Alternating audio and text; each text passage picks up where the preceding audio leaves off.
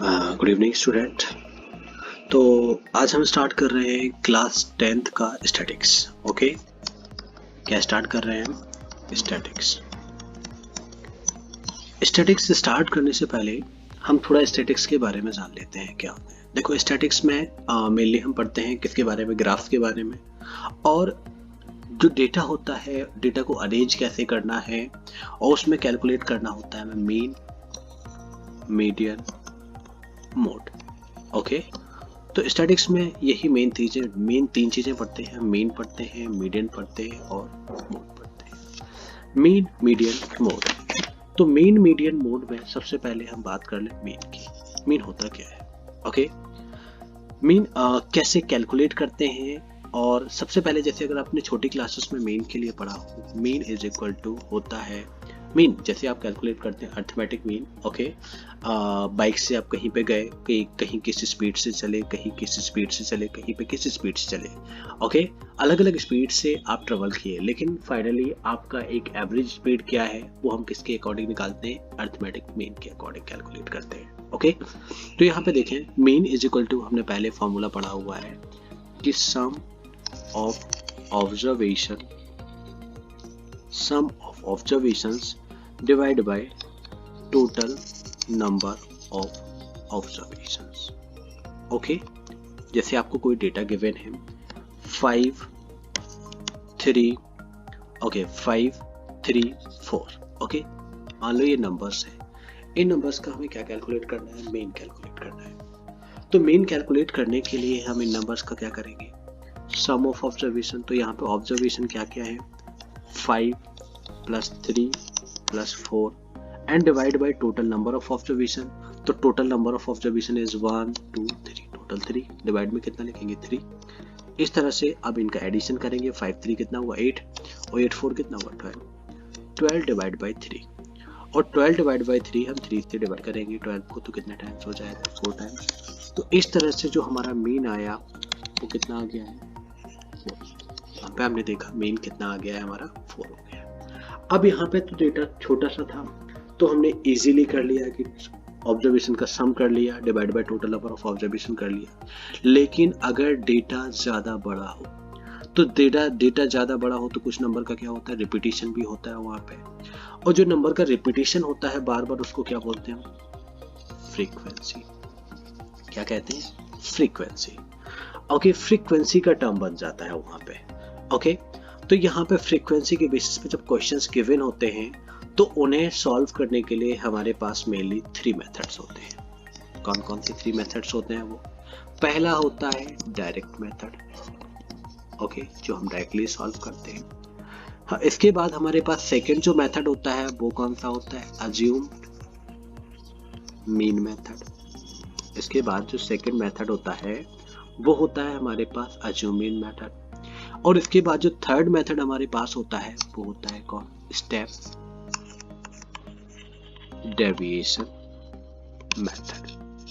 Third method जो है solve करने के लिए वो है स्टेप डेविएशन मेथड। पहला मेथड कौन सा? Direct method. Okay, second method is assume mean method, और third method step deviation method. अगर अभी के सिलेबस के अकॉर्डिंग बात करें तो जो स्टेप डेविएशन मेथड है ये इस साल हमारे सिलेबस में नहीं है। तो सिलेबस के अकॉर्डिंग अगर देखा जाए तो हमारे पास 2 मेथड ही बचते हैं। एक कौन सा है? Direct method. तो यहाँ पे हमारे सिलेबस के रिगार्डिंग देखा जाए तो यहाँ पे डायरेक्ट मेथड हमारे सिलेबस में है, और अज्यूम मीन मेथड, ये दोनों हमारे सिलेबस में इस ईयर के अकॉर्डिंग हमें पढ़ने हैं। स्टेप डेविएशन मेथड जो है ये क्या है? हमारे सिलेबस से इस ईयर क्या हो गया है? रिमूव हो गया है। तो स्टेप डेविएशन मेथड जो है इसको हमें पढ़ने की नीड नहीं है। अगर आप जानना चाहते हैं तो वैसे भी बता दूंगा क्या होता है स्टेप डेविएशन मेथड। तो डायरेक्ट मेथड और अज्यूम मीन मेथड, इसको हम अपने सिलेबस के अकॉर्डिंग पढ़ेंगे। तो पहला मेथड जो है वो क्या है? Direct method. तो चलो हम कोई क्वेश्चन ले लेते हैं, कोई एक एग्जाम्पल ले लेते हैं, उसको बताता हूं मैं किस तरह से, किस मेथड के थ्रू? डायरेक्ट मेथड के थ्रू इसको हम सॉल्व करेंगे। चलिए, तो हमने डेटा ले लिया है, डेटा ले। ओके, तो डेटा कैलकुलेट क्या करना है हमें? मीन कैलकुलेट करना है। मीन कैलकुलेट करने के लिए चलो डेटा x और f। ओके, एक्स मतलब जो डेटा है और एफ मतलब उसकी फ्रीक्वेंसी कि वो कितने टाइम्स रिपीटेशन हुआ है, उसका कितने टाइम्स क्या हुआ है, रिपीटेशन हुआ है। तो हमने ले लिया वैल्यू ऑफ एक्स और वैल्यू ऑफ ए एफ, ये क्या होता है हमें क्वेश्चन में गिवन होता है। देन हमें फाइंड करना होता है इसका मीन। तो एक्स का रिपीटेशन कितना हुआ, 7 टाइम्स हुआ है, तो ये क्या है इसकी फ्रीक्वेंसी। अब नेक्स्ट नंबर 30, इसका रिपीटेशन कितना हुआ है, 8 टाइम्स हुआ है। नेक्स्ट नंबर ले लिया हमने 50, इसका रिपीटेशन कितना हुआ है, 10 टाइम्स हुआ है। नेक्स्ट नंबर ले लिया हमने 70, इसका रिपीटेशन 15 टाइम्स हुआ है। एक नंबर ले लिया हमने 89, इसका रिपीटेशन 10 टाइम्स हुआ है। तो ये डेटा हमें इतना क्वेश्चन में गिवन होगा, इसका हमें क्या करना है, मीन कैलकुलेट करना है। क्या कैलकुलेट करना है, मीन कैलकुलेट करना है। तो इस मीन को हम कैलकुलेट करते हैं किसके थ्रू, डायरेक्ट मेथड के थ्रू। ओके, यहाँ पे हम डायरेक्ट मेथड लिखा है। तो सबसे पहले तो हम अपने अकॉर्डिंग टेबल अरेंज कर लेते हैं, एक्स और यहाँ पे इसका फ्रीक्वेंसी लिखेंगे और यहाँ पे f इंटू एक्स। ओके, ये मैं बता रहा हूँ अभी क्यों f इंटू एक्स करेंगे। ओके, सो हमने डेटा लिया, यहाँ पे क्या 10, यहाँ पे 10 का फ्रीक्वेंसी कितना है, देखिए आप 10 का फ्रीक्वेंसी कितना 7, सो यहाँ पे कितना हो जाएगा 10 इंटू 7। नेक्स्ट कितना है 30 और 30 का कितना है 8, तो यहाँ पे हो जाएगा 30 मल्टीप्लाई बाई 8। नेक्स्ट कितना है 50। ओके, नेक्स्ट 30 के बाद कितना है 50, सो 50 का फ्रीक्वेंसी कितना है 10 टाइम्स, सो हो जाएगा 50 मल्टीप्लाई बाई 10। ओके, नेक्स्ट कितना है 70 कितना times, 15 times, so 70 multiply by लिखेंगे हम कितना 15। नेक्स्ट नंबर कितना है 89 और 89 कितने टाइम्स रिपीट हुआ है 10 टाइम्स, तो यहाँ पे हो जाएगा 89 मल्टीप्लाई बाई 10। ओके, इतना हो गया है। अब यहाँ पे सॉरी एफ एक्स, ओके, यहाँ पे क्या करेंगे हम एफ एक्स का मल्टीप्लीकेशन कर लेते हैं। 10 इंटू 7 कितना हो जाएगा 7 हो जाएगा, 70 हो जाएगा, 10 7 जा 70, 3 8 जा 240, सो 240। नेक्स्ट इसके बाद 5 10 जा कितना हो जाएगा 500, तो यहाँ पे हमने 500 लिख लिया। 70 इंटू 15, तो 15 7 जा कितना होता है 105, तो यहाँ पे हो जाएगा 1050। नेक्स्ट इसके बाद 80 का मल्टीप्लाई 10 से करेंगे तो कितना आ जाएगा 890। तो जो हमारा डायरेक्ट मेथड होता है, डायरेक्ट मेथड का जो फॉर्मूला होता है वो क्या होता है, sigma f is equal to sigma f x upon sigma f. Okay, यहाँ पे सिग्मा का मीन्स क्या है टोटल, यहाँ पे सिग्मा का मीन्स क्या है टोटल। इसका ये sigma symbol, sigma f is equal to sigma f x upon sigma f, चाहे तो आप आई आई भी लिख सकते हैं, sigma f i x i upon sigma f i. Okay, यानी सभी की फ्रीक्वेंसी का सम। तो यहाँ पे हम क्या कर लेते हैं, नीचे वाली लाइन में टोटल कर लेते हैं, यहाँ पे हम टोटल कर लेते हैं। तो टोटल यहाँ पे किसका, सिग्मा एफ आई का, यहाँ पे सिग्मा एफ आई एक्स आई का, ठीक है, एफ और एक्स का।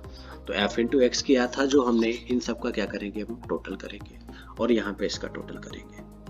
तो यहाँ पे देखें 8 और 7 कितना हो गया 15, 15 10 कितना हो गया 25, 25 25 5 30 देन 40 एंड देन 10 कितना 50।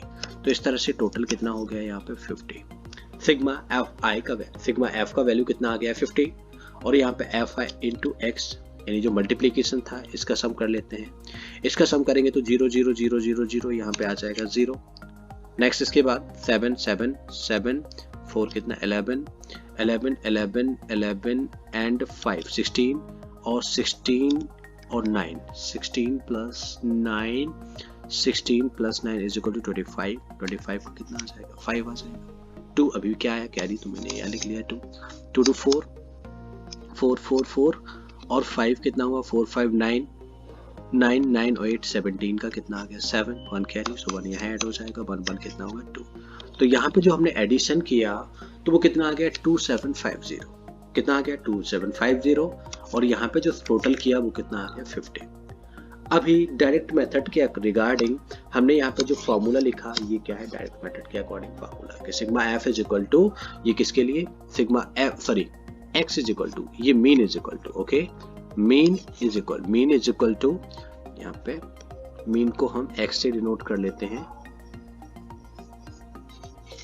मीन को यहाँ पे मीन यानी x is equal to, okay x bar भी बना सकते हैं हम इसके, x is equal to sigma f x upon sigma f. तो एफ एक्स का जो सम था वो कितना निकला था 2750। तो हमने लिखा यहाँ पे 2750। देखो ये टोटलिंग किसका, f इंटू एक्स का, अपॉन कितना सिग्मा एफ कितना है 50, तो डिवाइड में लिखा हमने कितना 50। अब हम इसको डिवाइड कर लेंगे, काफी इजी हो गया है।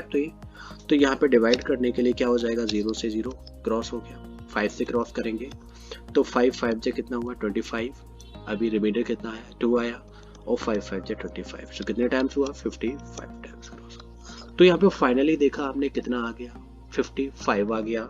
सो mean of given data is equal to 55। तो यहाँ पे जो डेटा दिया गया था उस डेटा का हमने अगर मीन कैलकुलेट किया तो मीन कितना आ गया है 55। तो यहाँ पे हम कर चुके हैं डायरेक्ट मेथड के थ्रू कैसे मीन कैलकुलेट करना होता है। तो अभी तो यहाँ पे हमें सिंपली क्या वैल्यू ऑफ x गिवन था तो हमने यहाँ पे ये किया, लेकिन कुछ क्वेश्चंस में आगे हम देखेंगे इस तरह से दिखेंगे क्लास इंटरवल्स लाइक 10 to 25, इस तरीके से 25 to 30, 35 ऐसा देखने को मिलेगा हमें यहाँ पे। तो यहाँ पे क्या करना होता है, इसको हम कैलकुलेट करते हैं किसके अकॉर्डिंग, क्लास लिमिट।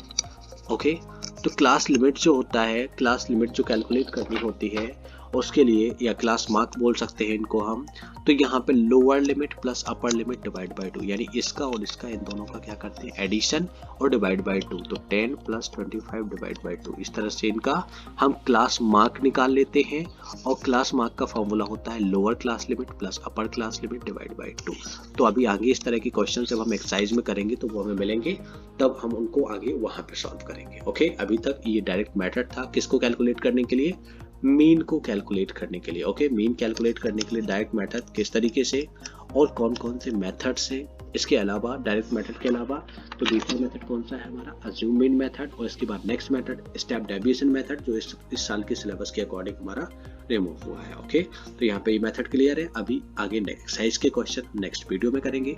अभी तक के लिए वीडियो आपको अच्छा लगता है तो वीडियो को लाइक करें, अपने दोस्तों में शेयर करें। अभी तक आपने हमारे चैनल को सब्सक्राइब नहीं किया है तो चैनल को सब्सक्राइब करें। Thank you.